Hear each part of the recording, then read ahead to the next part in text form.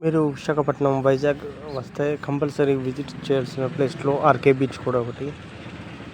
ఈ బీచ్ అయితే morning time sunset టైంలో అలాగే ఈవినింగ్ అయితే సూపర్బ్‌గా ఉంటుంది లొకేషన్స్ అయినా.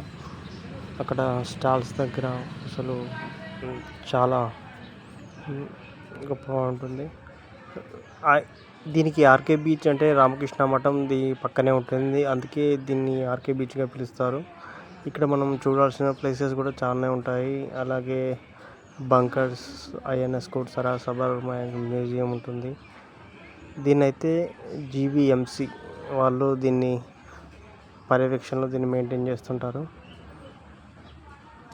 ఈ ప్రాంతం ఒకప్పుడు ఋషులు తపస్సు చేసే ప్రదేశంగా భావిస్తారు. అలాగే ఇక్కడ 11, 12వ శతాబ్దం నాటి చోళ రాజుల కాలం నాటి వైశాఖేశ్వర ఆలయం ఉండేదని చెబుతారు. రెండో ప్రపంచ యుద్ధ కాలం విశాఖ తీరంలో ముఖ్యంగా ఆర్‌కే బీచ్ పరిసరాల్లో బ్రిటిష్ కాలం నాటి నుండి రెండో ప్రపంచ యుద్ధం కాలం నాటి బంకర్లు ఉన్నాయి.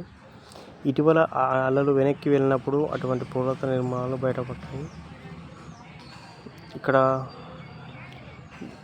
ఇక్కడ మాకు దగ్గరలో అక్వేరియం కూడా ఉంటుంది. కాళీమాత ఆలయం కూడా బీచ్ పక్కనే ఉంటుంది.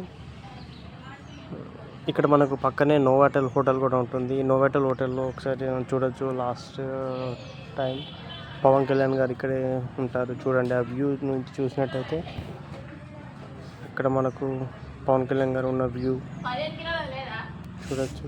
మొత్తానికైతే చాలా బాగుంది వైజాగ్ బీచ్.